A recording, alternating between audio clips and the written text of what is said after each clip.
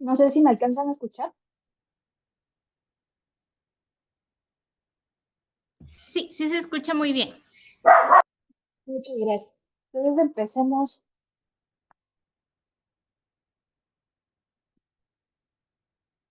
Yo creo que ahí ya están viendo. Sí se ve la presentación, solo que no ha cambiado. Eh, Ahora ya la cambió. Ahorita sí, muchas gracias. Ah, bueno.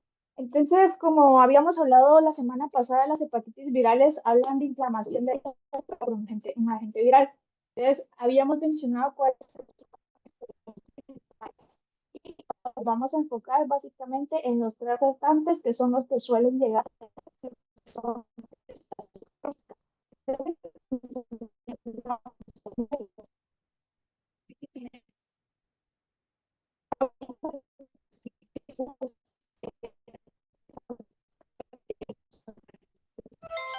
Licenciada, perdone, fíjese que algunas personas sí la escuchan lejos y yo ahorita la estoy escuchando como entrecortada.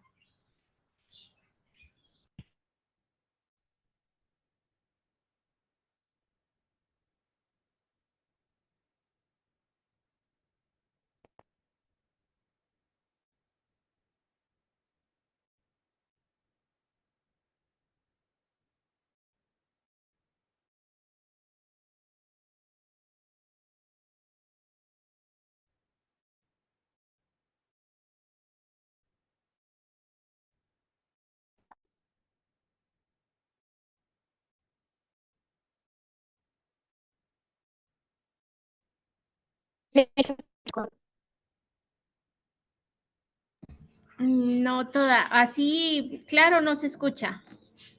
No sé, claro. No, se escucha como entrecortado.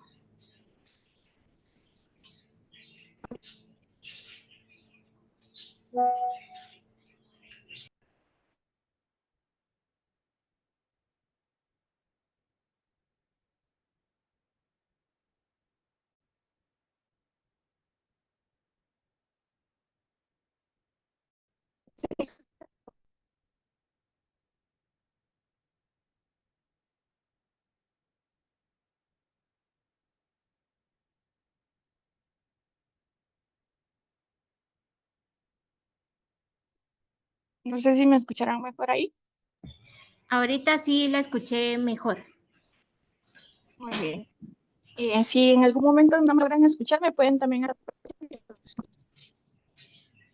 Pues como les comentaba, ¿no? En caso de los métodos diagnósticos de las hepatitis virales, tenemos tanto métodos moleculares como serológicos. En el caso de las hepatitis crónicas, aparte de hablar de detección, en ese caso, tenemos notificación.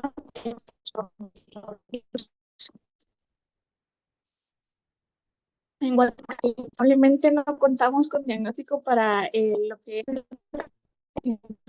tenemos molecular solo para lo que es sí.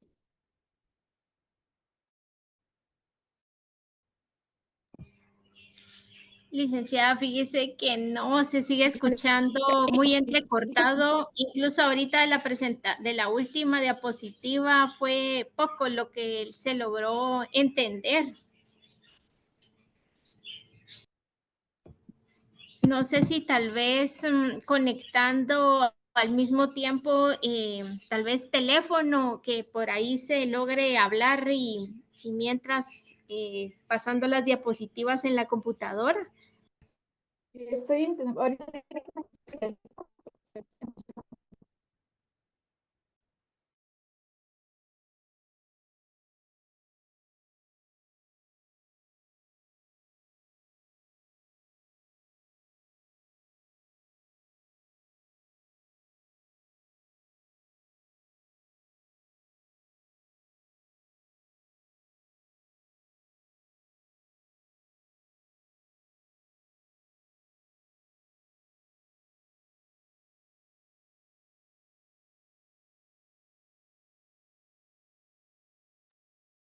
no sé si ahí se escucha mejor.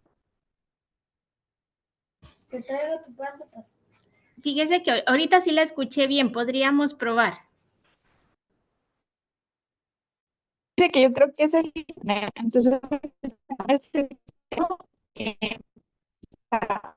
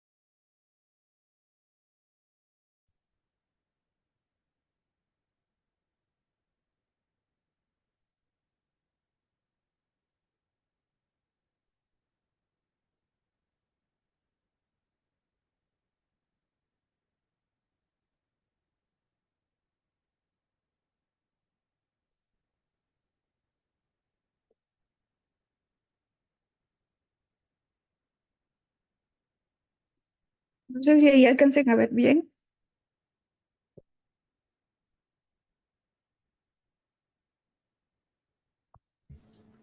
Sí, licenciada, ahí se ve bien A ver, la presentación. ok. Entonces, eh, como les comentaba, en la parte del diagnóstico molecular, vamos a hablar de lo que es una PCR. Entonces, una PCR lo que me permite es detectar y cuantificar el material genético que estoy utilizando. Entonces, en el laboratorio nosotros contamos con dos plataformas de PCR o diagnóstico molecular que lo que nos permiten es cuantificar y detectar el material genético del virus que estamos buscando. Entonces, acá nosotros contamos con el COBA 5800 para lo que es la detección del virus de la hepatitis B y con el GeneXpert Infinite. En el caso de nosotros tenemos el 48S, que a lo que se refiere es el número de módulos que tiene el equipo. Entonces, en el caso del GeneXpert Infinity tenemos esta versatilidad que les alcanzo a ver aquí en esta imagen, donde podemos tener un equipo desde un módulo hasta un equipo que puede llegar a tener hasta 80 módulos, dependiendo de la necesidad de cada laboratorio, ¿no? Entonces, en el equipo nosotros hacemos la cuantificación y detección del material genético del virus de la hepatitis C. Entonces, además de esto, nosotros usamos como métodos serológicos lo que son las pruebas rápidas, como habíamos hablado en las hepatitis agudas, y electroquimiluminiscencia, que es lo que denominamos EQL. Hablando específicamente de lo que es el virus de la hepatitis B, vamos a ver que, bueno, a mí me gusta mucho poner estos gráficos de cinética de lo que es cinética de la infección del virus, porque nos permiten ir como que dando una imagen de cómo se va comportando tanto la seroconversión como la viremia de esta infección, ¿no?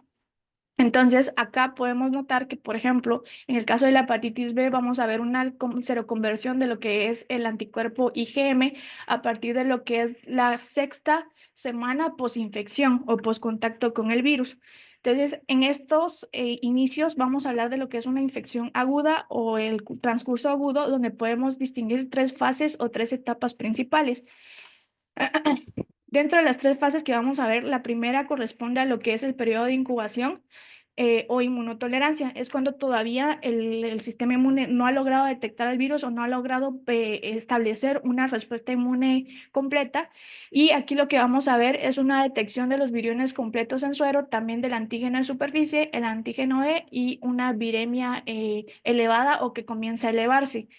Esto transcurre durante las primeras 2 a 4 semanas posinfección y vamos a ver que las transaminasas durante este periodo se encuentran normales.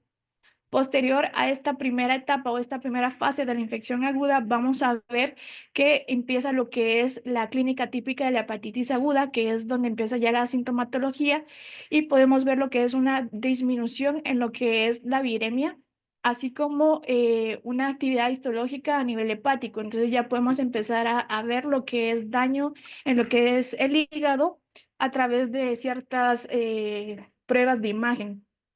Todo ello se asocia a lo que es una respuesta inmune que ya se empieza a intensificar y que es específica contra el virus de la hepatitis B dentro de los hepatocitos infectados. Una vez pasamos esta etapa o esta fase, llegamos a lo que es la tercera y última etapa de la infección aguda, que es la fase no replicativa, donde ya llegamos a ver lo que es una seroconversión del antígeno E a anticuerpo E. Entonces, generalmente esta fase va precedida de lo que es una caída de la viremia y en estos casos vamos a ver que va a coincidir esta fase con lo que es la normalización histológica y la bioquímica hepática.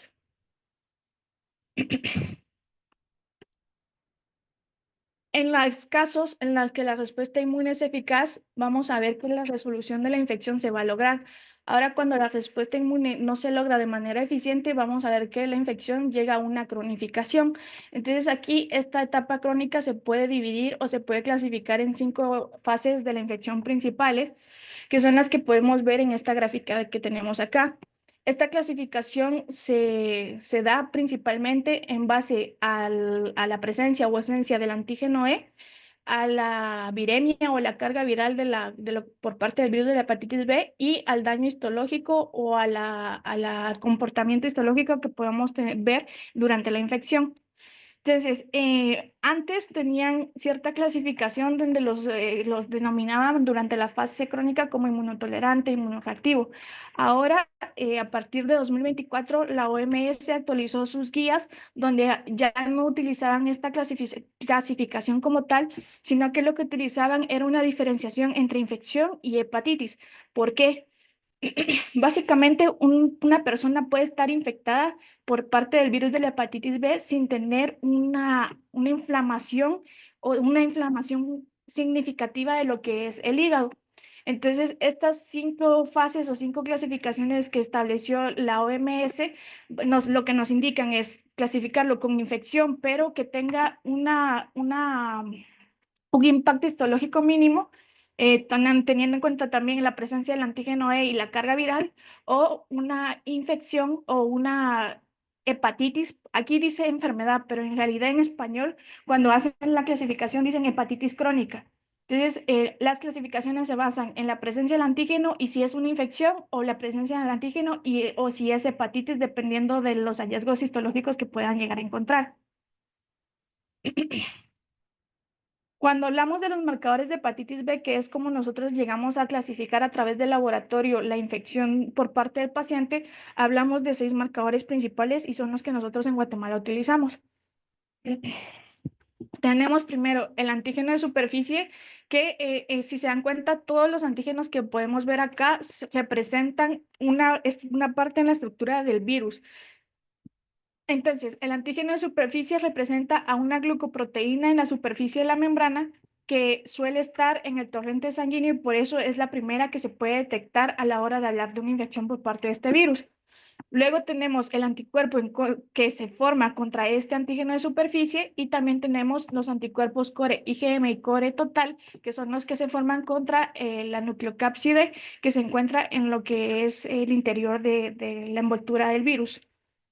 El antígeno E, que vendría siendo una parte o un subproducto de la replicación que se puede llegar a ver en el virus, nos puede ayudar a hablar de lo que es la replicación activa. Entonces, ahorita vamos a ver un poquito más a detalle respecto a lo que son los marcadores de la hepatitis B. Entonces, cuando hablamos de antígeno de superficie, hablamos de un marcador que nos indica una infección presente. Si el antígeno de superficie está positivo, vamos a hablar de una infección que se encuentra en el momento. Es el primer antígeno que aparece en el torrente sanguíneo post contacto con el virus y su desaparición nos implica una recuperación por parte del paciente. Si este antígeno perdura por más de 6 meses en el torrente sanguíneo, ya podemos clasificar al paciente con una infección crónica. Durante las 2 primeras semanas siguientes al que una persona es vacunada contra la hepatitis B, puede llegar a presentar resultados positivos por parte de este antígeno, pero es importante que tengamos claro que estas personas, a pesar de ser positivas para el antígeno de superficie, no son contagiosas para la infección, ¿verdad? Luego tenemos lo que es el anticuerpo de superficie, que esto lo que nos indica es una posible infección pasada por parte del virus de la hepatitis B. Esta también puede darnos niveles de inmunización por vacuna y el resultado positivo en personas con infección aguda reciente nos indica una recuperación completa. Entonces, normalmente cuando hablamos de antígeno y anticuerpo son complementarios, en el caso de la superficie, normalmente estos no conviven al mismo tiempo en el torrente sanguíneo. Cuando uno empieza a bajar, vamos a ver que el otro empieza a subir y cuando el otro está elevado, vamos a ver que el complemento va a estar disminuido. Entonces, en el caso del anticuerpo de superficie, vamos a hablar de que este no es detectado cuando el antígeno de superficie también está presente. Hay excepciones raras en los casos de infecciones crónicas donde podemos ver una ligera convivencia de estos dos, pero por ejemplo, el antígeno de superficie va a estar en niveles bajos y el anticuerpo de superficie va a estar en una etapa en la que todavía se encuentra llegando a su pico. También tenemos como marcador el anticuerpo core IgM, que lo que nos indica es una infección aguda. Este marcador nos sirve más que todo, o su mayor valor en lo que es la infección por parte del virus de la hepatitis B es durante el intervalo de convalecencia temprana. ¿Por qué? Porque puede llegar a haber una situación en la que el antígeno de superficie está disminuyendo porque ya se va a llegar a una resolución de la infección y llega a un punto donde ya no es detectable por las metodologías que estamos utilizando, pero el anticuerpo de superficie todavía no ha llegado a elevarse lo suficiente para que también sea detectable. Entonces, en estos casos podemos llegar a tener un antígeno de superficie negativo y un anticuerpo de superficie negativo. Entonces, en este caso, el anticuerpo core IgM nos va a permitir determinar de que sí hubo una infección, pero ya se encuentra en una etapa de resolución. Además, tenemos que resultados positivos de este marcador en pacientes que también son positivos para el antígeno de superficie nos indican que hay una infección aguda. Este marcador es detectable durante el periodo de 6 a 12 meses post contacto con el virus. Entonces, como les digo, puede permitirnos determinar una infección que se está resolviendo cuando estos dos marcadores no se pueden detectar. Ahora, también tenemos lo que es el anticuerpo core total, que lo que nos permite es detectar tanto la IgM que hablábamos anteriormente como la IgG. En algunos casos de investigación y en algunos lugares pueden llegar a encontrar también que está el anticuerpo core IgM solamente, pero en general en la clínica lo que se utiliza es el anticuerpo core total. Un resultado positivo de este marcador cuando tengamos la IgM negativa nos indica una infección pasada y resuelta y generalmente viene acompañado por niveles mayores de 10 unidades internacionales por litro del anticuerpo de superficie. Entonces, como les indicaba, ¿no? El anticuerpo de superficie nos indica la inmunización del paciente. Entonces, como aquí nos estamos hablando de una infección resuelta y pasada, se espera que el paciente haya generado también cierta inmunidad a partir de esta infección que ya resolvió. Este marcador persiste de por vida y no se presenta en individuos que son inmunes por haber sido vacunados. Entonces, con este marcador nosotros podemos diferenciar, digamos, la inmunidad por parte del paciente si fue por una vacuna o fue porque en algún momento de su vida el paciente presentó o tuvo la infección. En el caso del antígeno E, vamos a hablar que es un antígeno que se detecta en el suero durante tanto fase aguda como fase crónica, siempre y cuando la infección se encuentre activa, es decir, el virus se encuentra en replicación constante. Es una excelente correlación con la presencia como les decía, con la replicación del virus y por lo tanto un nivel alto de antígeno E nos indica que va a haber una viremia alta. Entonces se espera que si tenemos valores altos de antígeno E, la carga viral o el número de copias que tenemos del virus también sea alta. Algo importante con este antígeno o este marcador es tomar en cuenta cierta situación que es el precore mutante, que es una mutación que puede haber a la hora de la replicación, que lo que impide es que se forme este antígeno, sin embargo, sí se está dando una replicación activa. Entonces, esto es importante que lo recordemos porque podemos llegar a ver pacientes que tienen cargas virales altas, pero vamos a ver que el antígeno E se encuentra ausente. Entonces, ¿qué pasa acá? Este antígeno E durante el precore mutante a la hora de detectar un precore mutante, vamos a hablar de un mal pronóstico para el paciente. ¿Por qué? Porque el antígeno E, primero, lo que nos permite es, por parte del virus, es una inmunotolerancia. Esto quiere decir que permite que el sistema inmune como que se retarde un poquito en reconocer el virus y les permite como que tener como que cierta invisibilidad por parte del virus. A la hora de que este antígeno no se encuentra presente, además de que este es un marcador por parte de lo que es el sistema inmune, cuando este antígeno no está presente, la respuesta inmune contra el virus, cuando ya es detectado, lo que ocurre es que la respuesta inmune es muy exagerada. Entonces, esto puede llegar a que se lleve a cabo una presentación más severa de lo que es la infección. Luego tenemos lo que es el anticuerpo E, que como les decía, cuando tenemos antígeno y anticuerpo que son complementarios, estos por lo general no suelen convivir. Entonces, cuando el antígeno E empieza a disminuir en un curso normal, vamos a ver que el anticuerpo E empieza a subir. Entonces, en los casos de infección crónica, como pasa con el antígeno de superficie, podemos ver que el antígeno E va disminuyendo, ya se encuentra en niveles bajos y podemos ver que el anticuerpo E va aumentando. Entonces, eso podríamos llegar a ver en un comportamiento en infecciones crónicas.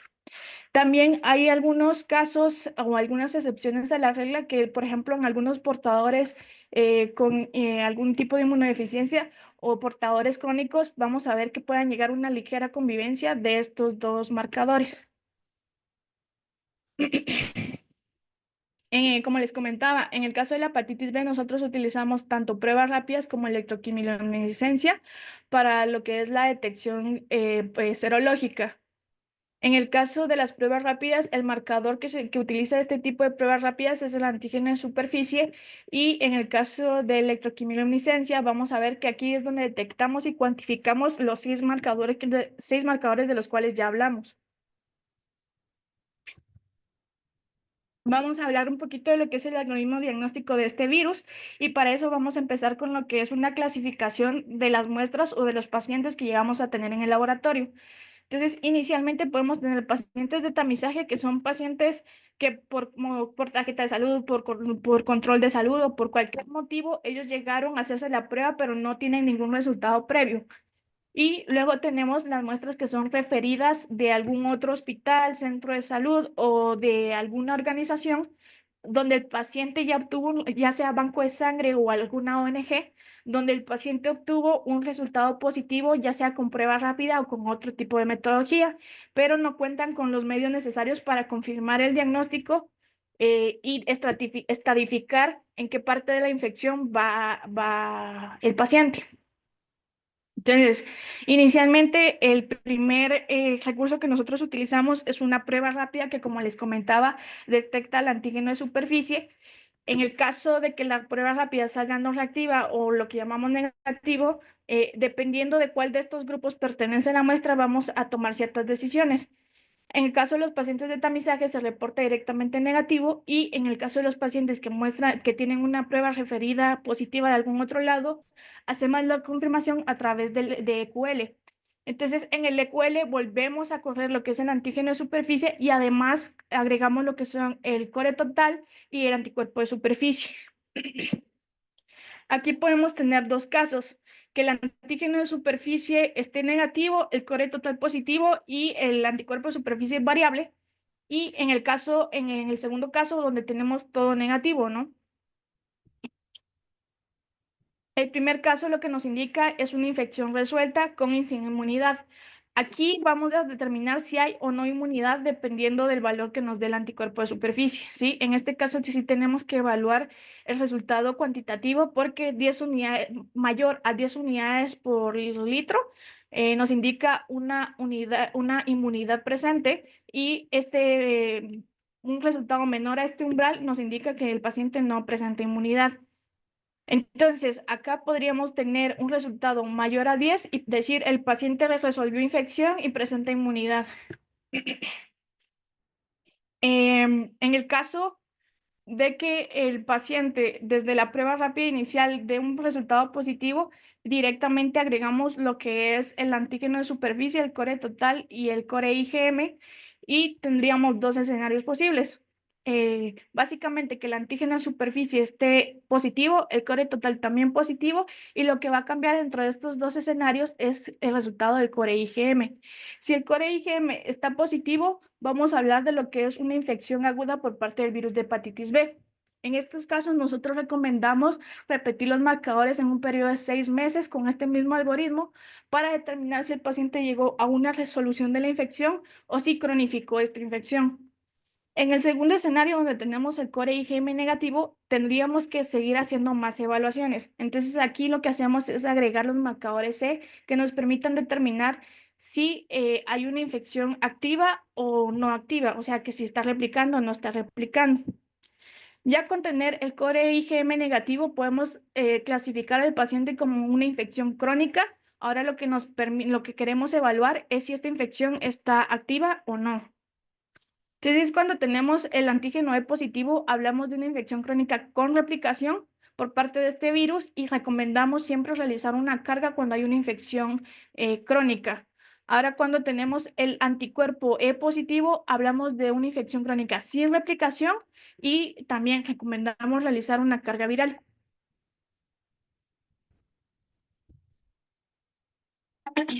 Si se dan cuenta, este algoritmo diagnóstico que tenemos para lo que es el virus de la hepatitis B es un poquito más complejo que el que les enseñaba para la hepatitis A y la hepatitis C, pero es cuestión de entendiendo qué significa cada uno de estos marcadores y ir tomando decisiones en base a los resultados que vamos obteniendo. Em, a partir de acá, vamos a hacer un par de ejercicios a ver si me compañera un poquito de qué significa cada uno de estos marcadores. Entonces, si quieren, aquí vamos a ir viendo escenarios de qué resultados podemos obtener de estos marcadores y si quieren encender el micrófono lo pueden encender, si no pueden escribir en el chat y vamos a ir discutiendo un poquito de por qué es cada una de estas infecciones, la clasificación de cada una de estas infecciones. Entonces, en este primer caso, vamos a ver que tenemos el antígeno de superficie positivo, el anticuerpo core total positivo y el IgM positivo. En este caso, ¿cómo clasificarían ustedes a la infección?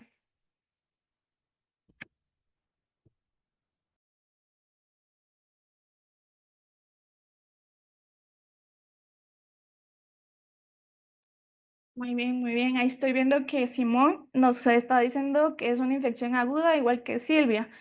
Y efectivamente, estamos hablando de una infección aguda.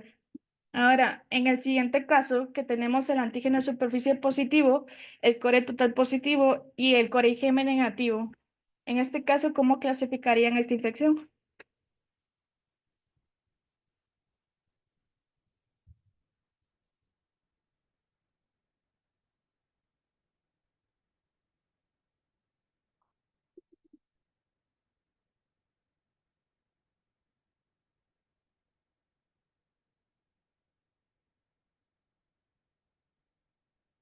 Recordemos que hablamos de core IgM, exacto. Jorge Hernández nos dice que es una infección crónica. Muy bien. Entonces, aquí, infección crónica. Vamos empezando con lo más sencillo. Ahora digamos que tengamos un antígeno de superficie negativo, un core total positivo y un anticuerpo de superficie igual a 100 unidades internacionales por litro. ¿Cómo clasificarían este resultado o esta infección?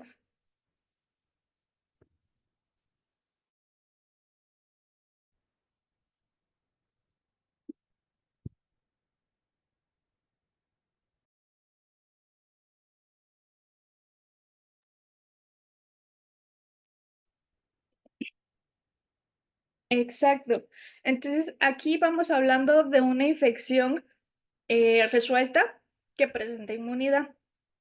Si quisiéramos saber un poquito más acerca de este resultado, podríamos incluir algunos marcadores para determinar si la inmunidad es debida a una infección previa o a una vacunación. Entonces, en este siguiente escenario, donde tenemos el antígeno de superficie positivo y el anticuerpo de superficie positivo, ¿cómo clasificarían esta infección?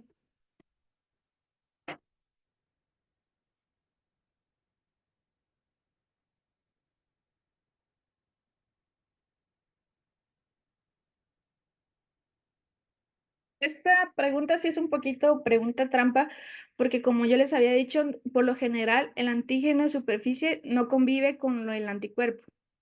Sin embargo, podemos llegar a ver que durante el periodo de convalecencia o la transición entre que el paciente está resolviendo la infección, podemos ver niveles bajos de antígeno de superficie con la presencia de anticuerpos de superficie elevándose. Entonces, aquí vamos a hablar de un periodo de convalecencia o el periodo en el que el paciente está resolviendo la infección. Ahora en el escenario que tenemos antígeno positivo y anticuerpo negativo, ¿cómo clasificarían esta infección?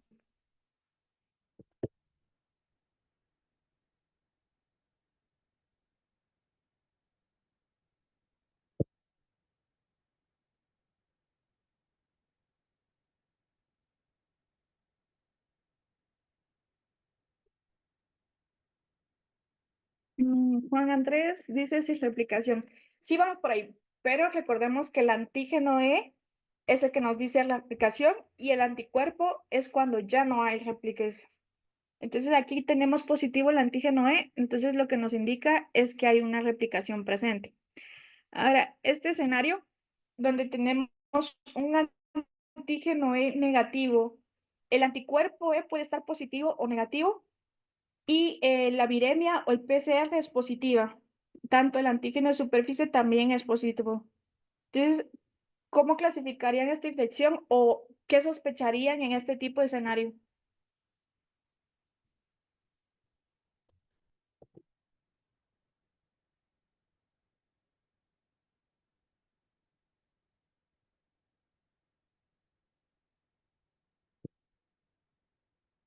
Bueno, yo no sé si se acuerdan, pero yo les mencionaba que hay una mutación que puede llegar a confundirnos a la hora de hablar de los resultados de los marcadores.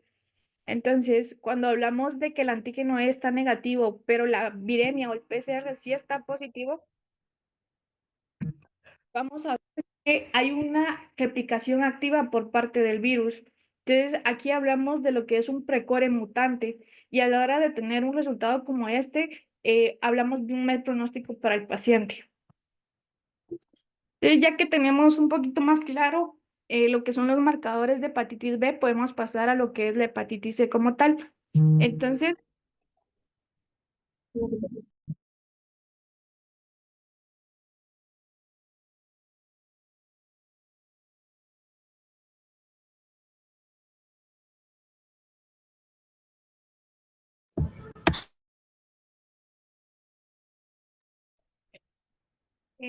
pues sí, disculpen. Como les hablaba, la hepatitis C se puede hacer por diagnóstico serológico, donde básicamente nos basamos en lo que es la IgM para determinar una infección actual, una infección presente. A diferencia de la hepatitis B, no tenemos suficientes marcadores como para hacer una clasificación más específica de la infección como tal, pero sí podemos hablar de una infección presente. Ahora, en el caso de las pruebas que utilizamos para la hepatitis C, las pruebas rápidas se basan en un principio de inmunocromatografía de tercera generación, que lo que nos permite es tener más marcadores o más objetivos a la hora de detectar a este virus. En el caso del virus de la hepatitis C, hablamos de marcadores contra el core, NS3, NS4 y NS5, que son proteínas estructurales del virus y a la hora de tener un mayor número de objetivos o dianas en estas pruebas nos permite mejorar lo que es la respuesta o la detección por parte de este virus. Tenemos tanto inmunocromatografía como EQL para el diagnóstico de este virus y es importante que tengamos en cuenta que por lo general el virus de la hepatitis C se diagnostica ya en una etapa crónica. Esto se debe a que la etapa aguda suele ser asintomática y del 75 al 85% de las personas cronifican esta infección. Entonces, es difícil que un paciente que no tiene síntomas acuda a un hospital o a una clínica a hacerse exámenes de hepatitis C, a menos que, por ejemplo, vaya a un banco de sangre y a donar sangre, obviamente, y salga un resultado positivo, entonces ya llegan con nosotros a como que hacer lo que procede para confirmar el diagnóstico. Aquí vemos en este mapa de cinética de la infección que lo que son los anticuerpos empiezan una seroconversión a partir de la quinta, sexta semana posinfección. Entonces, sí vemos que el periodo de detección o seroconversión es más prolongado que en el caso de lo que es la hepatitis B. En el caso de la clínica, nosotros contamos también con el GeneXpert para lo que es el diagnóstico de la hepatitis C. Nosotros utilizamos esta marca o este modelo específico de lo que es la carga viral de hepatitis C y la ventaja de estos equipos es que nos permite detectar de 10 a 100 millones de copias utilizando de los genotipos 1 al 6. Entonces, además de eso, tenemos equipos que nos permiten agilizar tanto la respuesta al médico como agilizar lo que es el posible tratamiento que se le pueda llegar al paciente. Nosotros en la clínica contamos con tratamiento para la hepatitis C, entonces esa es una de las ventajas que tenemos al utilizar estos equipos automatizados. Aquí en estas gráficas lo que podemos ver es la diferencia en el comportamiento de la viremia cuando hablamos de un paciente que resuelve durante la etapa aguda la infección y un paciente que llega a cronificar lo que es la infección por parte de este virus. Vamos a ver que hay picos por parte de la viremia, pero en la parte crónica vamos a ver que se mantiene un poco más estable los niveles de copias de este virus. Aquí para ahorrar un poquito de tiempo vamos a ver el algoritmo diagnóstico completo y básicamente lo que tenemos es que utilizamos 3 pruebas para confirmar lo que es la infección por parte de este virus. Tenemos la prueba rápida que lo que nos dice es, nos detecta la presencia de los anticuerpos contra el core, el NS3, NS4 y NS5. Y como les decía, podemos tener resultado negativo y dependiendo si el paciente es de tamizaje o referido con prueba previa positiva, vamos a hacer un poco más de investigación dependiendo de esta clasificación. La siguiente investigación, digamos que tengamos una prueba rápida inicial positiva, va a ser a través de EQL. El EQL nos puede dar un resultado no reactivo o reactivo y esto lo vamos a confirmar, digamos, si tengo un resultado inicial positivo y un EQL negativo, tenemos 2 pruebas que están contradictorias o discordantes, ¿no? Entonces, esta confirmación de cuál es el resultado real del paciente la vamos a realizar a través de la carga viral. Entonces, nosotros contamos con estas 3 pruebas. La carga viral siempre se debe realizar en casos de pacientes positivos para magnificar qué tan avanzada o qué tanta viremia llega a tener el paciente o para determinar en casos discordantes cuál es el estado de la infección, si se encuentra presente o no la infección por parte de este virus. Sí, este algoritmo es un poquito más sencillo que el de la hepatitis B, pero también es importante que los tomemos en cuenta, más que todo para tener un resultado fidedigno por parte del laboratorio. Ahora vamos a hablar de la hepatitis D, que este es un virus que podemos diagnosticar a través de métodos moleculares, a través de la detección del ARN de este virus o a través del diagnóstico serológico, principalmente de la IgM. Este virus es dependiente del virus de la hepatitis B. Esto quiere decir que siempre que nosotros tengamos una prueba rápida o prueba que nos diga que el antígeno de superficie de hepatitis B está presente o está positivo, nosotros deberíamos tratar de investigar la presencia de este virus hepatitis D en el paciente.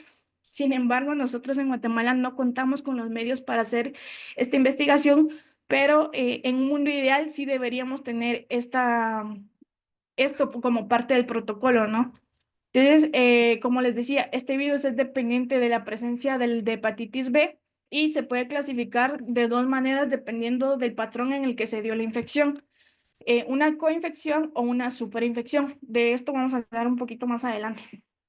Ahora, en el caso de los pacientes con hepatitis D, vamos a hablar que son pacientes que tienen una mayor probabilidad de desarrollar cirrosis hepática y de una descompensación hepática, además de desarrollar carcinoma hepatocelular.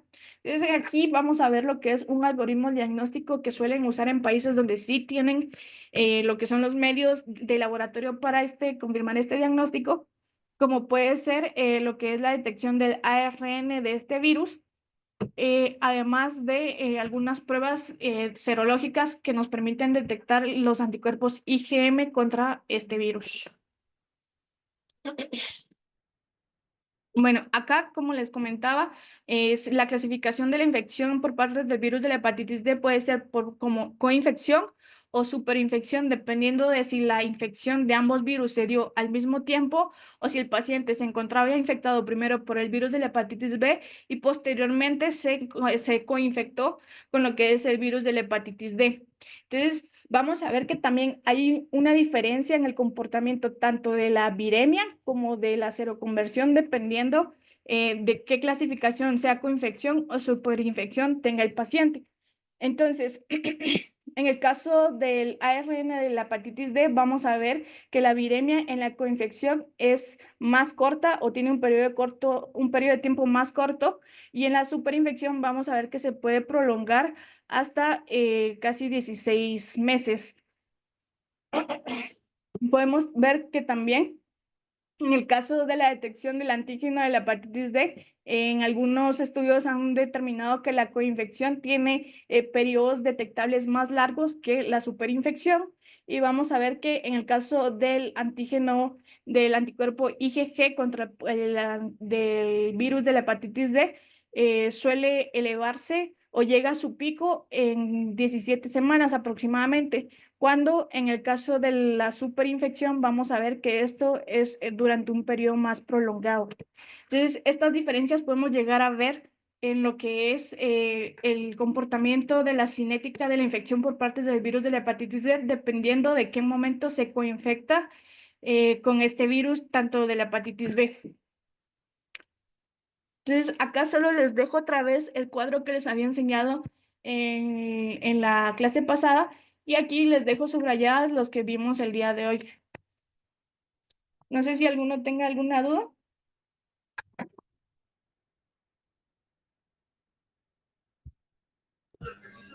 Muchísimas gracias, licenciada. Por el momento no hay preguntas. Si de repente surgiera alguna ahorita en lo que estamos aquí en la jornada del día de hoy, puede todavía hacerla, ya que la licenciada va a permanecer con nosotros durante toda la jornada de hoy. Entonces, le agradecemos mucho, licenciada Menchú. Esperamos contar con usted en próximas presentaciones de nuestros próximos diplomados, y esperamos que también para usted haya sido satisfactorio dar estas conferencias con nosotros.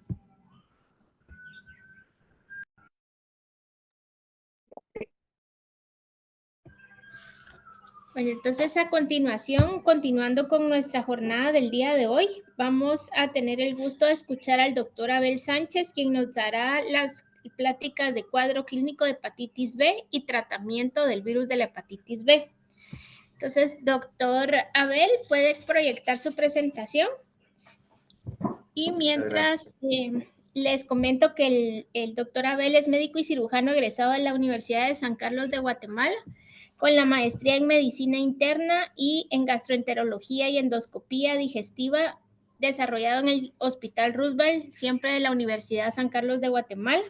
Tiene la especialización de cápsula endoscópica del CED de España, en hepatología de la Fundier Argentina, la especialización en imágenes avanzadas en endoscopía del Centro de Entrenamiento Mundial de Gastroenterología de Costa Rica, También es catedrático titular de la Maestría de Gastroenterología de la Universidad de San Carlos de Guatemala del Hospital Roosevelt. Ha sido conferencista nacional e internacional y actualmente es médico jefe de la Unidad de Gastroenterología y coordinador y del Hospital Roosevelt siempre. Entonces, doctora Abel, esto es un mínimo de su CV y es un gusto tenerlo con nosotros. Muchísimas gracias, licenciada. Pues para mí es un gusto y la verdad es que encantadísimo siempre de poder contribuir con el diplomado. Esta vez pues me pidieron hablar un poquito de hepatitis B. Sé que por ahí la licenciada Luz habló bastante de hepatitis B y por ahí vamos a tener un poquito más la retroalimentación de parte de la clínica, o sea, de gastroenterología y hepatología. Y pues esperamos que pues sea de mucha pues ayuda esta charla que les voy a dar. Las dos charlas que tengo pues son cuadro clínico y tratamiento, así que traté de juntarlas para que fuera lo más resumido posible. Sé que a estas horas uno está un poquito cansado, pero vamos a tratar de ser más específico y espero que si existen dudas los pueden escribir al chat o me pueden interrumpir sin ninguna pena o si no las dejamos al final. Espero que estén mucho más tranquilos después de este temblor, así que vamos a hablar un poquito de virus de hepatitis B en cuanto a la parte clínica y la parte de manejo. Así que estos son los objetivos de mi charla, reconocer que hepatitis B sigue siendo un problema epidemiológico que no lo hemos resuelto y probablemente según las metas de la OMS no vamos a llegar nosotros como país a hacerlo. Hablarles un poquito de hepatitis B aguda, la historia natural del virus de hepatitis B, las etapas de la infección crónica, que por ahí la licenciada Luz tocó un tema que es muy importante de cómo se puede definir ahora según la OMS. Esto es lo que llamamos la nueva nomenclatura y sobre todo el tratamiento y puntos finales de manejo del virus de hepatitis B. Por ahí, al finalizar el tratamiento, pues tengo ahí unas diapositivas sobre grupos especiales de tratamiento que probablemente sean un poquito confusos para el médico clínico. Reconocer que las enfermedades hepáticas virales o las hepatitis virales siguen siendo un problema de salud. Sin embargo, hoy por hoy, las enfermedades asociadas al metabolismo, es decir, el hígado graso, pues son las que están surgiendo como primera causa de daño crónico a nivel del hígado.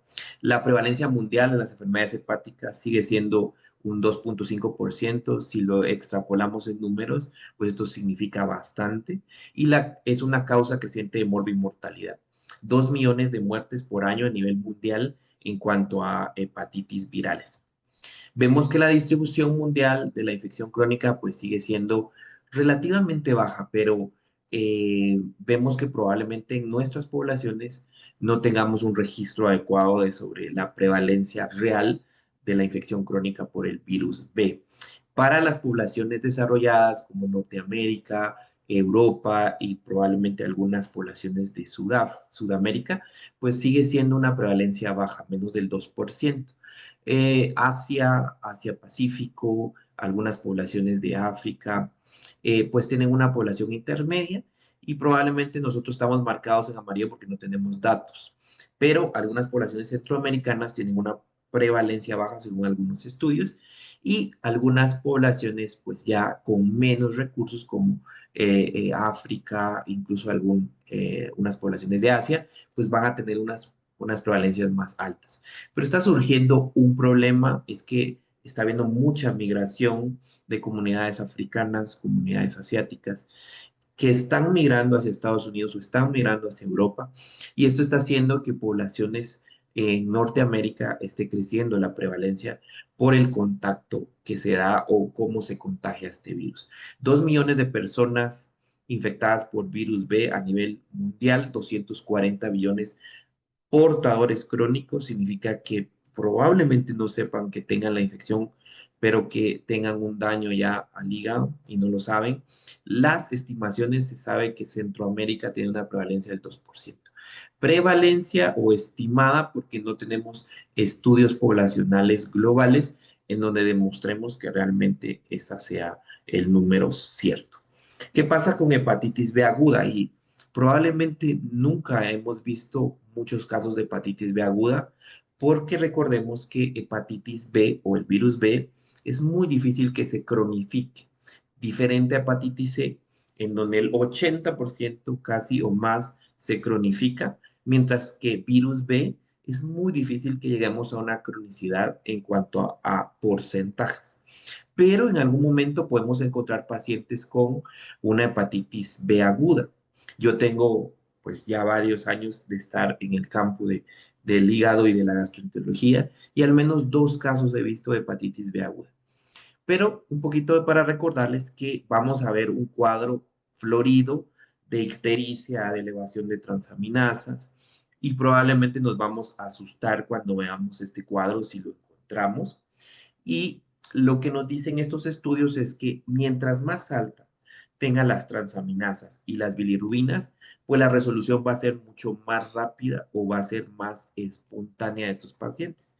Mientras que si encontramos valores no tan altos de transaminasas y valores no tan altos de bilirrubinas, pues estos pacientes se volvieron más crónicos según las gráficas. Y esto fue estadísticamente significativo, o sea, la diferencia fue estadísticamente significativa.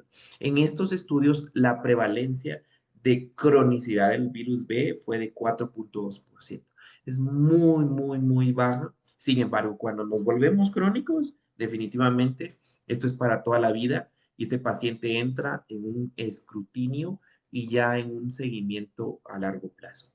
No está recomendado dar tratamiento de hepatitis B aguda porque siempre les digo yo a mis alumnos, el virus B es un virus que es dinámico, que hoy lo podemos encontrar en una etapa de portador crónico asintomático, pero este puede virar a un proceso de hepatitis del cual vamos a ir hablando. Esta es la historia natural del virus B.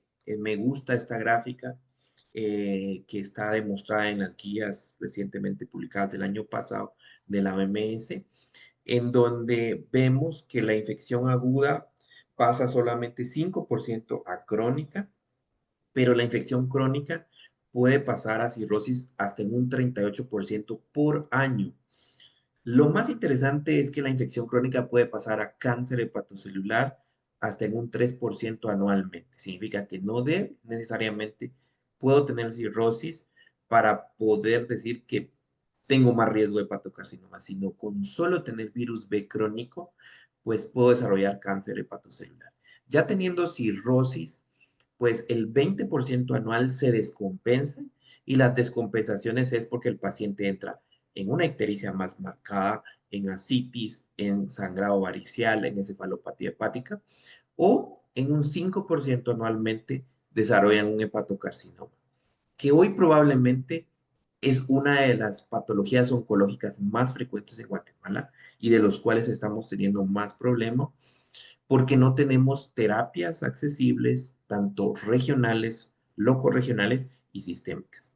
Y vemos que, pues, pasando a la derecha, pues, idealmente un paciente con hepatocarcinoma o con varias descompensaciones, pues es candidato para un trasplante, que hoy en Guatemala no es una realidad en el sistema público, probablemente en el sistema privado, pero no es asequible para los pacientes. Y vemos que si el paciente se descompensa, muchas veces tiene un chance de un 85% de fallecer. Y esto lo vemos en el paciente que probablemente llega ya a una emergencia con un cuadro de descompensación y a veces ni sabemos que tiene virus B. Se sabe que la carga viral está asociado a más cirrosis, a más hepatocarcinoma. Y estos estudios ya de algunos años atrás, lo demuestran, en donde el riesgo relativo de tener más cirrosis está asociado a tener más carga viral. Y el hecho de tener más cáncer de hígado está asociado a que tengamos cargas virales muy elevadas. Y esto es importante porque el núcleo celular del hepatocito involucra el virus B, y esto hace de que haya una translocación y que haya una replicación constante, y de que probablemente sea la causa por la cual no podamos eliminar del todo las partículas virales.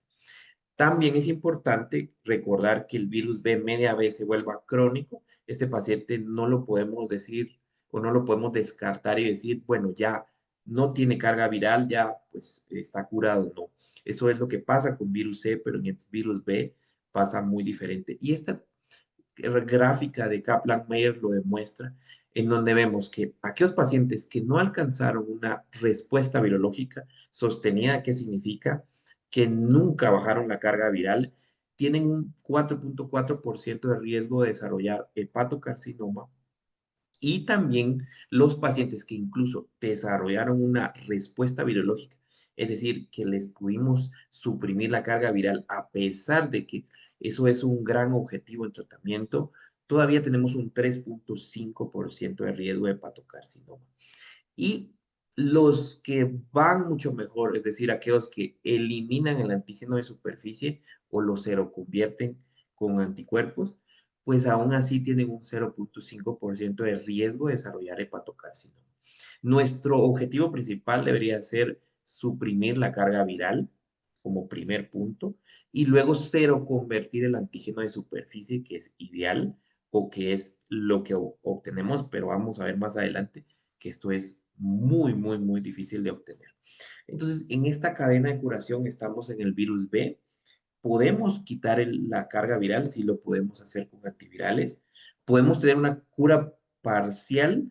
Esto significa que el paciente tenga una carga virológica sostenida, es decir, que no detectemos la carga viral sin medicamento. Y por ahí vamos en la cura funcional, en donde el paciente pueda perder el antígeno de superficie. Recordemos que el antígeno de superficie es un marcador de cronicidad de la infección o que desarrollemos anticuerpos contra el antígeno de superficie. Y por ahí en la cura completa no vamos a llegar muy pronto. Hoy se están desarrollando nuevas terapias, pero ahí la cura completa sería eliminar la replicación viral a nivel del núcleo del hepatocito. Y lo último, idealmente sería la cura esterilizante, en donde ya pudiésemos decir que podemos curar el virus B, es cuando eliminemos todas las partículas virales. Que eso muy probablemente lo vamos a lograr en unos 50 años. Ahora, ¿cuáles son los mecanismos de transmisión del virus B? Y esto ya se ha demostrado que tenemos dos mecanismos, transmisión horizontal y vertical. Transmisión vertical probablemente ya no sea tan frecuente por todas las estrategias de tamizaje de las embarazadas, en los centros donde pues hay resolución de partos, etcétera, o desde el cuidado prenatal, en donde se hacen pruebas de virus B y probablemente ya no lo vamos a ver mucho. La transmisión horizontal es la que se da más y vemos todos los escenarios donde nos podemos contagiar de virus B, drogas intravenosas, transmisión sexual, en hemodiálisis, aunque ustedes no lo crean que hay un tamizaje, todavía se da la transmisión de virus B.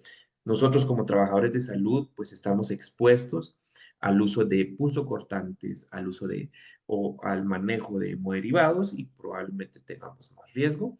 Los receptores de trasplantes de órganos, las transfusiones sanguíneas, todavía sigue siendo un factor de riesgo, pero generalmente en Guatemala debería ser sangre limpia, en donde hayan pues todas las pruebas de tamizaje para la sangre. Accidentes con materiales punzocortantes todavía sigue siendo un problema y todo lo que conlleva el manejo de sangre o de artículos médicos o dentales. Como decía la licenciada Luz, la OMS pues agarró las guías europeas para poder decir cómo podemos clasificar las fases crónicas del virus B. ¿Y por qué se hizo esto? Porque antes hablábamos de terapia inmunotolerante, terapia inmunoreactiva, portador inactivo, pero realmente para uno siempre es como complejo saber en qué fase está el paciente. Pero fácil lo podemos aplicar a nuestra práctica clínica. ¿Qué tenemos que saber del paciente con virus B? Uno, marcadores del virus B, vamos a hacer el antígeno de superficie, ver si tiene antígeno E o no tiene antígeno E o ya tiene anticuerpos contra el antígeno E y la carga viral.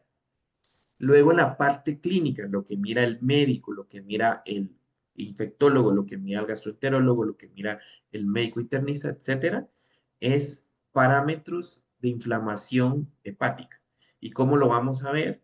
Por medio de las transaminasas. Y la mejor para poder ver inflamación es la TGP o la alaninotransferasa. Y también vamos a ver marcadores de fibrosis, que hoy por hoy ya no hay necesidad de hacer una biopsia. Cuando yo me formé necesitábamos hacer biopsias, pero hoy tenemos marcadores no invasivos de fibrosis, que vamos a tocar un poquito el tema. Teniendo estos marcadores podemos definir en qué fases está el paciente. Y fácil para diferenciar. El paciente está en infección o en hepatitis.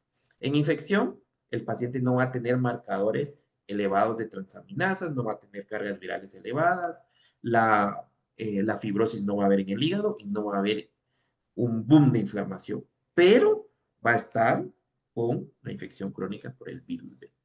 Pero el paciente puede pasar a la etapa de hepatitis. Y la hepatitis es donde hay inflamación, donde hay transaminasas altas, cargas virales elevadas o marcadores de fibrosis elevados.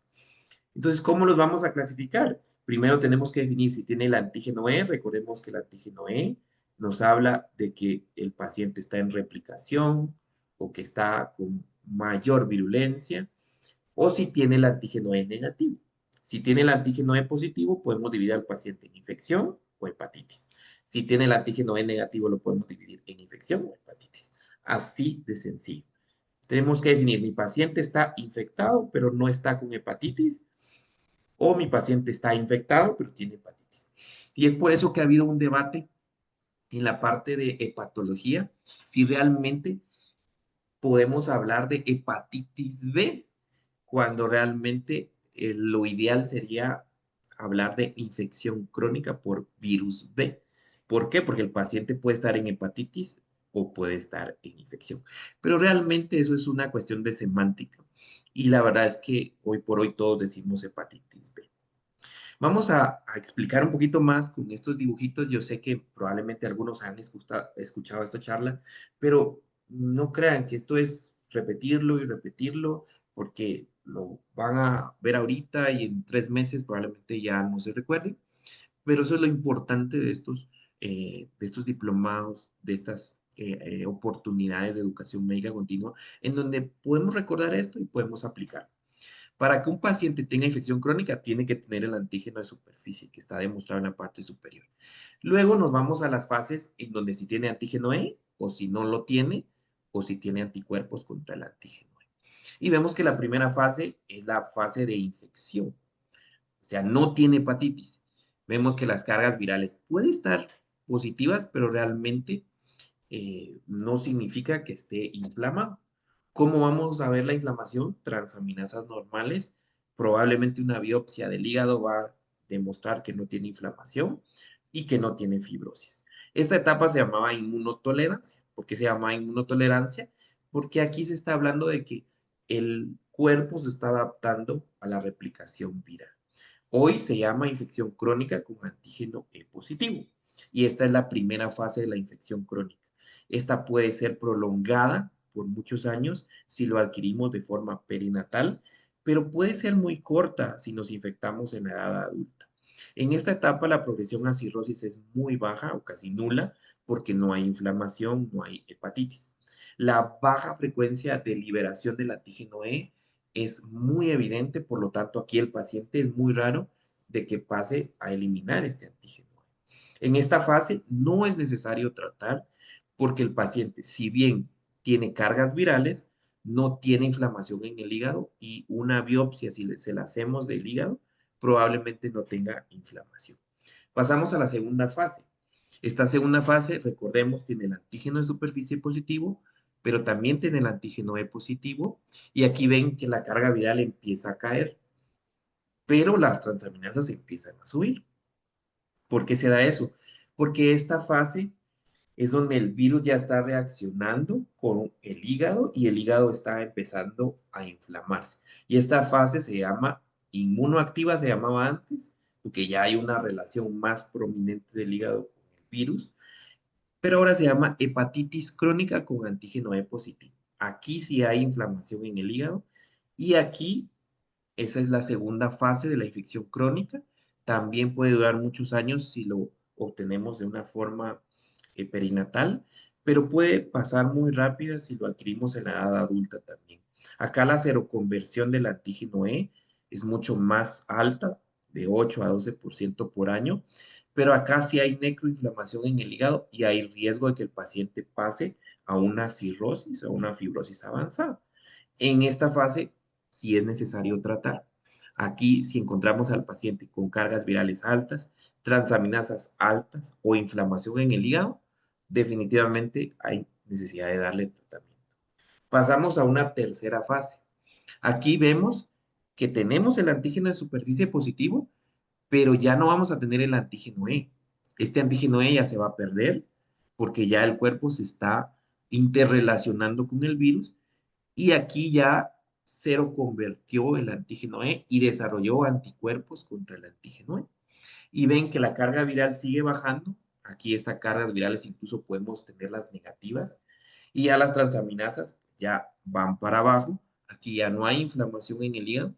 Y esta es la tercera fase en donde se llama hepatitis crónica infección crónica con antígeno E negativo. ¿Por qué se llama infección? Porque aquí ya las transaminasas ya están normales y no hay una hepatitis. Esta tercera fase es la tercera fase que se llamaba portador inactivo, pero ahora se llama infección crónica con antígeno E negativo. En esta fase, que se llamaba la de portador inactivo, no es necesario tratar porque ya las cargas virales están negativas, las transaminasas normales y el hígado ya está desinflamado, ya el virus ya no está atacando y ya no se están elevando las transaminasas. No es necesario tratar y probablemente hay que seguir al paciente para ver si pasa a la cuarta fase. La cuarta fase es donde ya desarrolla una hepatitis con antígeno E negativo. Y acá, pues las transaminasas ya se elevan, ya las cargas virales pueden elevarse un poquito, pero no se elevan tanto, y la inflamación en el hígado, pues ya va a ser más acentuada, o incluso el paciente ya puede tener datos de ascitis, puede tener ictericia, puede tener pues algún grado de encefalopatía. Y en esta fase sí es necesario tratar, porque vamos a tratar porque está en hepatitis. Idealmente, pues el paciente tiene que pasar a la quinta fase, que es una infección crónica resuelta, en donde ya va a perder el antígeno de superficie. Recordemos que el antígeno de superficie es un marcador de cronicidad, pero acá también va a desarrollar anticores, lo que hablaba la licenciada Luz, en donde ya el paciente pues tiene un marcador de que resolvió la infección y aquí vamos a tener anticores de tipo IgG positivos y vamos a tener un antígeno de superficie negativo. Por eso aquellos pacientes que están en alto riesgo de desarrollar alguna inmunosupresión, lo ideal es hacerle el antígeno de superficie y un anticore porque el paciente puede ser de que tuvo una infección crónica por virus B, la resolvió, pero todavía se quedan partículas virales por ahí y que si entramos en una fase de inmunosupresión, ya sea por VIH, o cáncer, pues el paciente puede reactivar el virus B. Entonces, se resumen estas fases. Ven ustedes que la primera fase, infección crónica con antígeno E positivo, cargas virales altas, pero empiezan a bajar, transaminasas normales. Segunda fase, hepatitis crónica con antígeno E positivo, transaminasas empiezan a subir, carga viral empieza a bajar. Pasamos a la fase tercera, en donde tenemos infección crónica con antígeno E negativo, ya las cargas virales van más bajo o negativas, transaminasas normales, no es necesario tratar. Y la cuarta fase, pues ya tenemos una hepatitis en donde tenemos elevación de transaminasas y un poquito de elevación de la carga viral, que puede ser un poquito intermitente. Y por último, la quinta fase, en donde es una infección crónica resuelta. Nuestro objetivo debería de ser que en aquellos que tienen el antígeno de superficie positivo, es ver si necesita tratamiento o no. Pero esto lo podemos hacer dinámicamente. Es decir, yo puedo conocer hoy al paciente y puede estar en una fase de portador inactivo, que es la tercera fase. Y en este paciente no va a necesitar tratamiento, pero lo voy a ver dentro de 3 meses y el paciente puede pasar ya a una cuarta fase en donde tenga una hepatitis con antígeno E negativo. Entonces, dependiendo de eso, vamos a ver si necesita o no el tratamiento antiviral. Ahora, lo que les decía yo es que aquellos pacientes que están con riesgo de inmunosupresión, deberíamos de hacer siempre un anticore como para ver si está positivo, pues entonces pensar que ese paciente hay que seguirlo de cerca porque se puede reactivar con el tiempo. Estas son nuestras metas de tratamiento del virus B. Primero, normalizar las transaminasas. Negativizar la carga viral, es decir, yo lo que tengo que observar es que mi paciente se desinflame en el hígado, que negativice la carga viral, es decir, que la carga viral salga indetectable o sumamente baja. Y luego, pues, ir los otros puntos, como cero convertir el antígeno E, si yo encontré un paciente con antígeno E positivo, mejorar la histología, es decir, los marcadores de fibrosis, de inflamación, que se mejoren. Luego, cero convertir el antígeno de superficie, pero vamos a ver que con el tratamiento no sucede tan fácilmente. Y ya nuestros objetivos a largo plazo debería de ser regresar la fibrosis, que el paciente si tenía una fibrosis avanzada pase una fibrosis significativa o una fibrosis leve. Y obviamente nuestro objetivo como clínicos a largo plazo es que estos pacientes dejen de consultar, de que dejen de utilizar los servicios de salud, que no lleguen a un hepatocarcinoma y obviamente que no se mueran. ¿Cuáles son las indicaciones de tratamiento en virus B? Pues había muchas como directrices, tanto americanas como europeas, pero la OMS, pues el año pasado en sus guías, pues puso que lo necesario para tratar a un paciente es que tenga transaminasas de tipo TGP elevadas, fibrosis más de 2, es decir, en una escala de 0 a 4, y esto lo medimos por FibroScan, con una carga viral mayor de 2000, significa que pues, este paciente ya debería recibir tratamiento. Recordemos entonces que vamos a dar tratamiento cuando hay hepatitis, y en este caso las transaminasas elevadas y fibrosis elevada, ya hay hepatitis, ya hay inflamación, ya hay fibrosis, y una carga viral elevada, indicación para dar tratamiento de virus B. Ahora, ¿cuáles son los marcadores de fibrosis? Y esto pues ya es una parte muy en la de gastro. Es que hoy tenemos la elastografía por FibroScan, que no lo teníamos hace 20 años o 15 años por lo menos. Y ahora ya podemos medir la fibrosis sin la necesidad de hacer una biopsia. Hoy por hoy hay una gran variedad de estudios de fibrosis, pero FibroScan es pues el que más ha tenido estudios comparativos con biopsias. Y en el país tenemos varios equipos de elastografía en donde vamos a explorar la rigidez del hígado para saber si este paciente ya tiene algún grado de fibrosis. La exactitud del FibroScan ha sido muy buena y las guías de la OMS recomiendan que hoy se puede tratar por medio de tener ya un FibroScan o incluso solo con sacar este score de APRI, que es básicamente la relación entre los niveles de plaquetas y las transaminasas, y si está mayor de 0.5 o tiene en un FibroScan más de 7 kilopascales con transaminasas altas, pues ya es indicativo de que este paciente pues necesita un tratamiento. Y este cuadro, pues siempre lo muestro yo en mis charlas de este tipo, en donde hoy por hoy ya podemos detectar la fibrosis grado 1, grado 2 y grado 3 sin la necesidad de que el paciente tenga clínica de varices esofágicas, de sangrado varicial o de ascitis, porque ya tenemos la elastografía. Recordemos que el ultrasonido, la tomografía y la resonancia van a detectar la cirrosis, pero ya cuando está en un estadio avanzado, F4, o cuando el paciente probablemente ya tenga síntomas de hipertensión portal y ya no podamos regresar al paciente porque ya esté en un estadio avanzado. Los puntos finales de nuestro tratamiento va a ser, uno, que el paciente con virus B crónico, con antígeno E positivo, que se normalicen las transaminasas, que eliminemos la carga viral y que mejore la fibrosis. Luego, cero convertir ese antígeno E, es decir, que el paciente llegue y le saquemos un antígeno E y ya esté negativo o indetectable o que ya tenga anticuerpos contra el antígeno E. Y por último, que ya elimine el antígeno de superficie de hepatitis B o que se reconvierta a anticuerpos contra el antígeno de superficie. Otra cosa que se está utilizando mucho es la cuantificación del antígeno de superficie. Y esta es una representación de cómo el virus ingresa al hepatocito, se acopla hacia el núcleo por medio de enlaces covalentemente cerrados y lo que va a hacer es que va a hacer una replicación constante del virus a través del hepatocito. Lo que queremos ver con la cuantificación del antígeno de superficie es cómo está expresado la replicación viral, es decir, qué tanto se está replicando el virus dentro del hepatocito. Y hoy utilizamos esta medición de cuantificar, es para ver qué tanto se replica el virus dentro del núcleo del hepatocito y nos puede ayudar para diferenciar, por ejemplo, una infección de hepatitis cuando no tenemos claro bien los valores.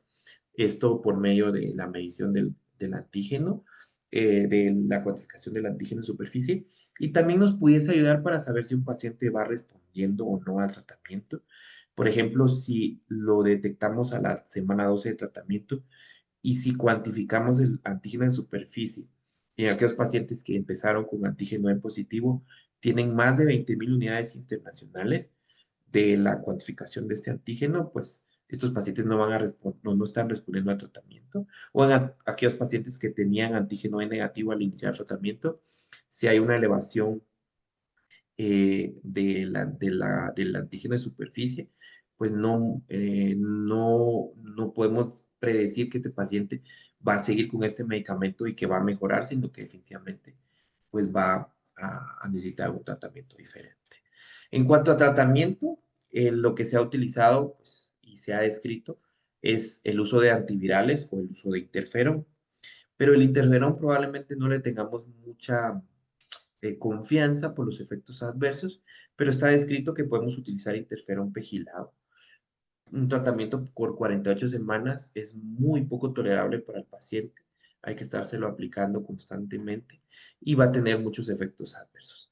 Sin embargo, el interferón hoy por hoy es el que va a tener mejor seroconversión o pérdida del antígeno E en virus B y también es el que va a tener más tasas de que el paciente pierda el antígeno de superficie por la efectividad que se ha demostrado en los estudios.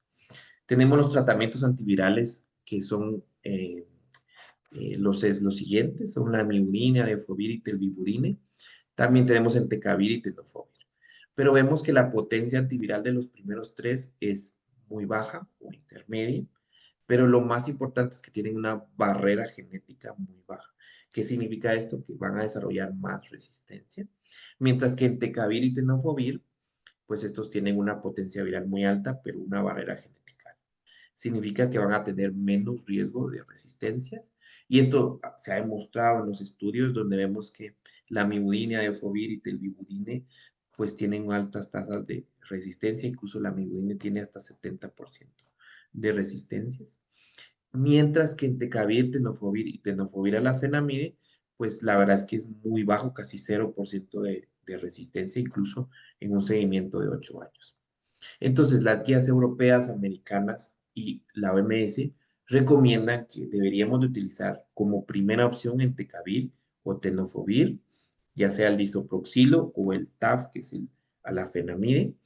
Incluso ponen al interferón como una opción viable en los pacientes que probablemente no puedan tolerar los antivirales orales. La mibudina y la defovir y el telbibudine ya no se recomiendan porque tienen bastante resistencia. Ahora, ¿cuál es la efectividad de estos tratamientos? Por ejemplo, al año vemos que la seroconversión o la pérdida del antígeno E es hasta un 30% y esto se da más con el interferón, pero vemos que, por ejemplo, con entecavir un 21%, con tenofovir disoproxilo un 21%. ¿Qué significa? Que probablemente las metas de las que yo les hablé de querer perder el antígeno E en un paciente que lo tiene positivo no es tan alto con el tratamiento a corto plazo, sino que lo va a necesitar muy a largo plazo. Estos son las tasas de seroconversión del antígeno de superficie. Recordemos que va a ser como el siguiente paso después de perder el antígeno E. Con los interferones puede ser hasta un 7%, pero con los antivirales orales, pues solamente llegamos a un 3%.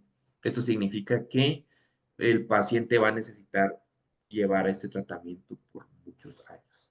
Ahora, la respuesta virológica sí es muy buena para los antivirales.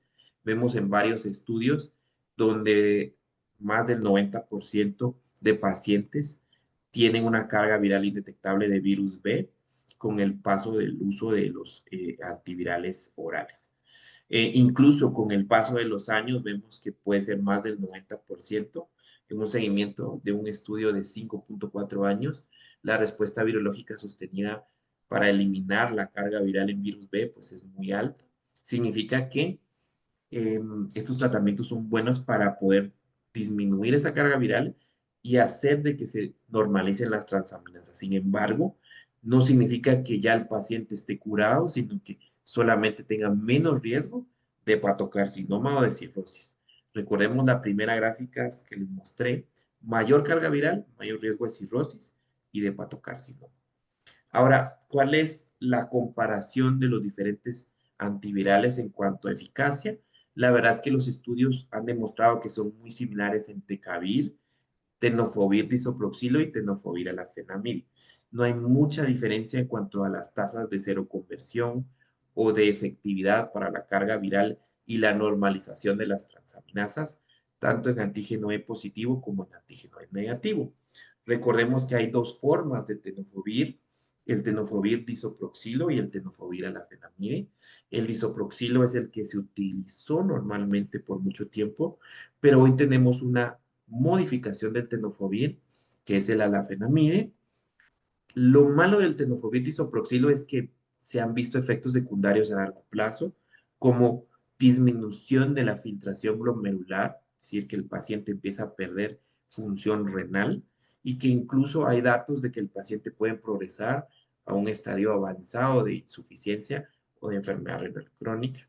Y eso también se refleja en que tienen mayor desmineralización ósea por el mecanismo renal que tiene el tenofovir. Incluso en pacientes que son de edad avanzada pueden tener mayor riesgo de osteoporosis o de fracturas. Las guías europeas recomiendan que pacientes de alto riesgo, añosos, cirrosis descompensada o que ya tienen algún daño en el filtrado glomerular o que tienen patologías como hipertensión, diabetes o problemas renales, pues deberíamos de utilizar el tenofovir alafenamide, que no se metaboliza igual que el disoproxilo a nivel renal. Esto ya está comprobado en varios estudios que el tenofovir alafenamide es muy bueno y similar en efectividad que el tenofovir disoproxilo, y los estudios a 48 semanas demuestran que son muy similares en cuanto a la eficacia de eliminar la carga viral y a la pérdida del antígeno E y de la seroconversión del antígeno en superficie. Incluso estudios a 96 semanas, TAF siempre sigue siendo igual que tenofovir isoproxilo, pero la diferencia es que TAF no tuvo el daño a nivel de la mineralización ósea, los pacientes tuvieron menos osteoporosis, menos insuficiencia renal o cambio en el filtrado glomerular. Por lo tanto, pues es importante reconocer que las guías dicen pacientes arriba de 60 años o que ya tienen una enfermedad ósea conocida o que tienen alteraciones renales, pues pacientes deberían de ir a TAF en lugar de tenofovir disoproxilo, o en el peor de los casos que no tengamos TAF, pues utilizar entecavir. También hay que recordar que algunos pacientes van a responder a los antivirales y otros no. Los pacientes que no respondieron de forma primaria son aquellos que, a pesar de darle el antiviral, nunca bajaron la carga viral. Aquellos pacientes que sí bajaron la carga viral, pero que de repente a la tercera, cuarta semana vuelven a incrementar, eso se llama una falla virológica. Y este paciente necesita utilizar otro antiviral o verificar qué está pasando. O puede ser que hasta se coinfectó con virus D.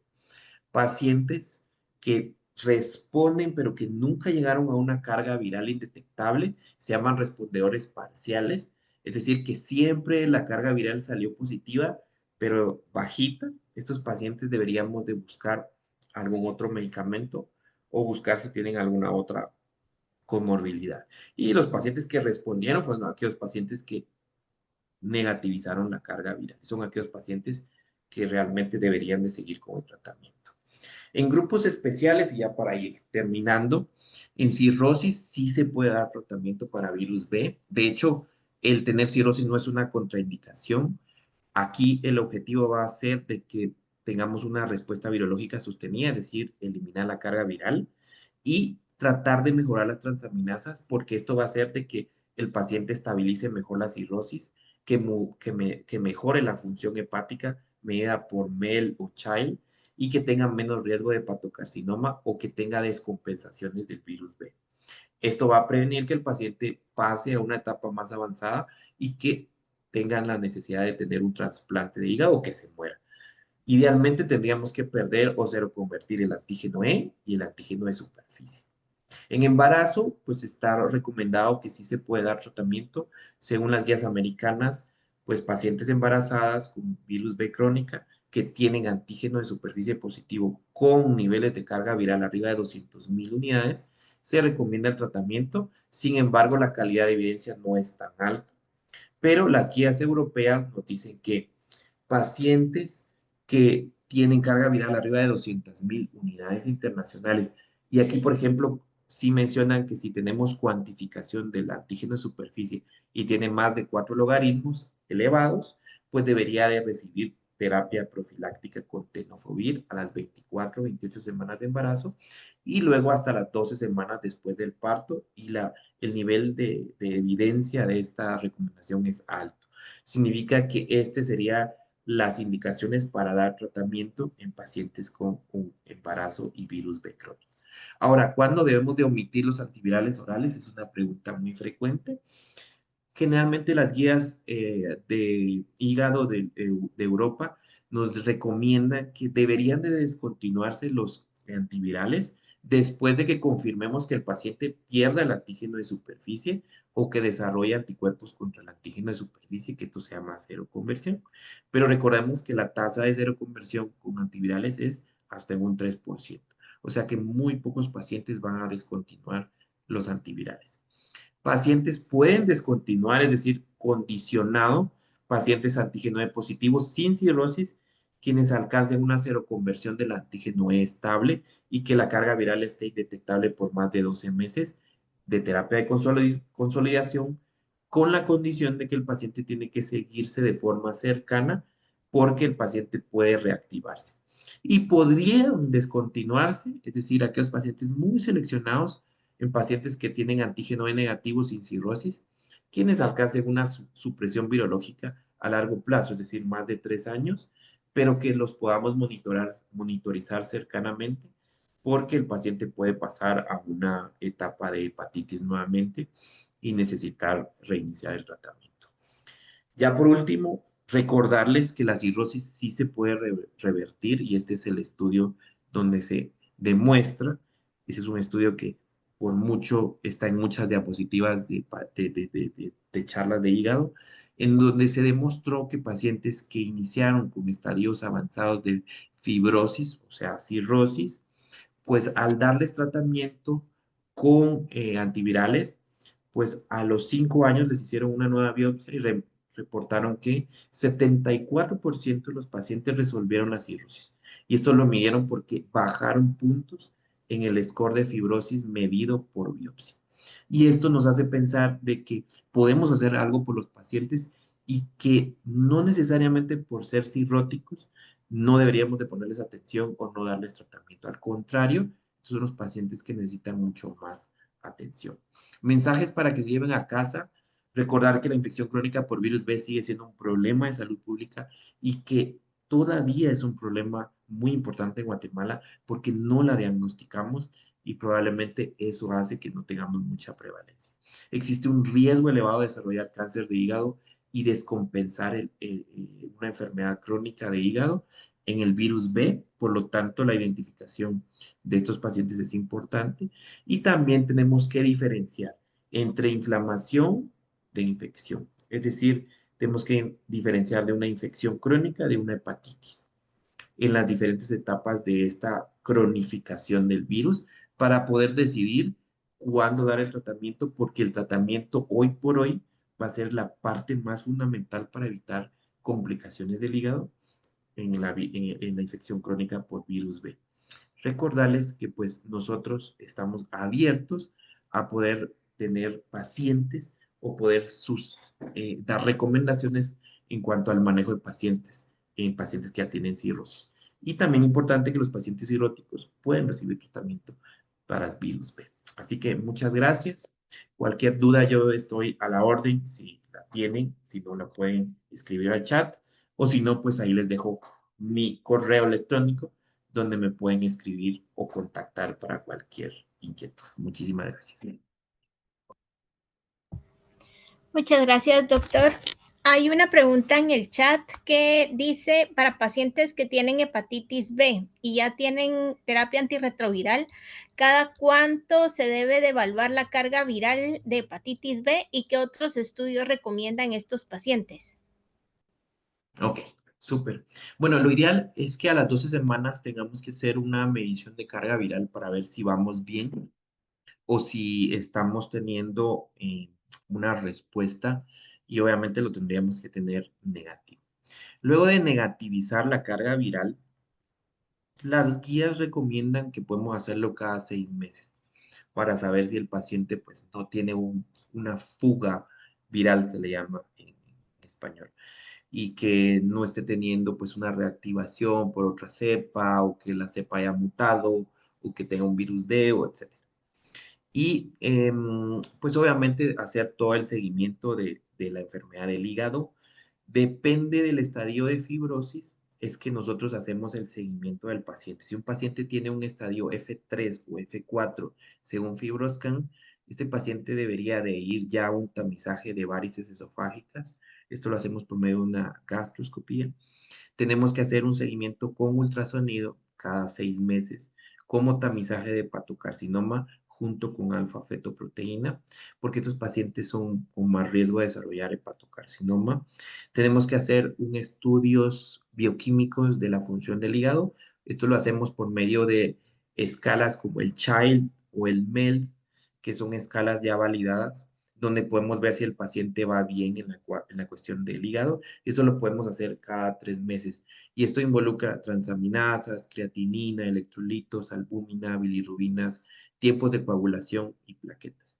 Entonces, esto lo hacemos constantemente. Ahora, si el paciente está en un estadio inicial de fibrosis F1, F2, pues no es necesario hacer un tamizaje de cáncer de hígado, pero ahí sí se recomienda anualmente hacer pruebas, un ultrasonido, hacer las pruebas bioquímicas de hígado para saber cómo va nuestro paciente.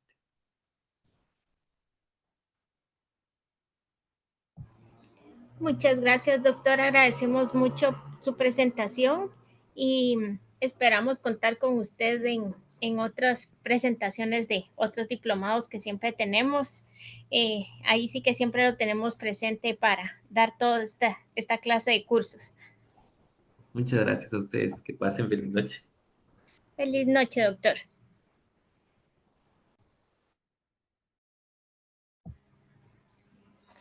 Bueno, pues agradecemos a ustedes su presencia y agradecemos nuevamente a los conferencistas del día de hoy. Solo como las noticias o los temas que tenemos pendientes son el póster que todavía estamos, ahí sí que ya hemos recibido algunos y ustedes saben que pueden ya empezar a mandarlo cuando ya ustedes lo tengan listos. Recordemos que los temas pues son solo temas abiertos para que ustedes puedan ahí sí que desarrollar, escoger uno y desarrollarlo dependiendo del enfoque que ustedes le quieran dar a estos temas para ampliar pues la información que ya hemos recibido en todo nuestro diplomado. Las notas ya están algunas accesibles para que puedan revisarlas y en estos días se habilitarán las que están pendientes, ya que por temas de que faltaban pues algunas revisiones, por eso no están todas todavía disponibles, pero ya la mayoría ya se encuentran para que ustedes puedan revisar el punteo que llevan hasta la fecha. El examen final también recordemos que va a entrar todo prácticamente en nuestro diplomado. Este va a ser de la misma manera que han sido los post-test y pues ya se les compartirá la fecha que será posteriormente a esta semana donde finalizamos pues las conferencias de todas las semanas de martes y jueves.